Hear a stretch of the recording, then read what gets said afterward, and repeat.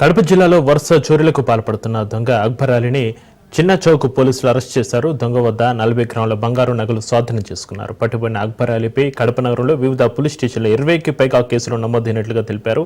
ఈ నెల 7న అక్కాయపల్లిలో దొంగతనం చేసి ఆ డబ్బుతో ఫ్లైట్ టికెట్ కొనుక్కుని ఢిల్లీకి పారిపోతుండగా కడప ఎయిర్పోర్టు వద్ద అరెస్ట్ చేశారు పోలీసులు.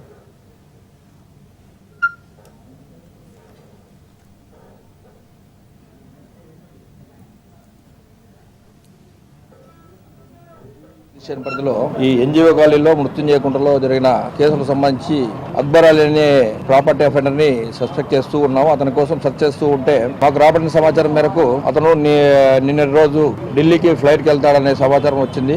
ఆ సమాచారం వర్కౌట్ చేయడానికని మా ఎస్ఐ రాజేష్ రెడ్డి సిబ్బంది అక్కడ కాపు కాస్తూ ఉంటే మాకంటే ముందుగా అతను ఎయిర్పోర్ట్ లోకి పోవడం జరిగింది.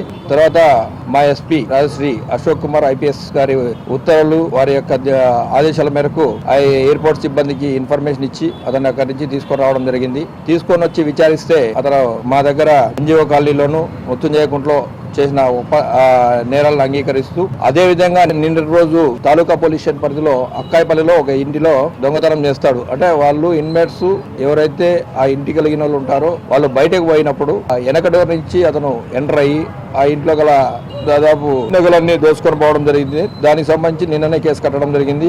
నిన్న కేసు కట్టిన తర్వాత ఇమ్మీడియట్ గా మాకు రాబడిన సమాచారం మేరకు అతను అరెస్ట్ చేస్తే వాస్తవమే నేను కూడా చేసిన అని చెప్పి అంగీకరించడం జరిగింది. ఇతను టూ టౌన్ పరిధిలో మోచంపేట ఏరియాలో ఉంటాడు. ఇతని పైన దాదాపు ఒక 18 కేసులు ఆల్రెడీ దొంగతనం కేసులు ఉన్నాయి.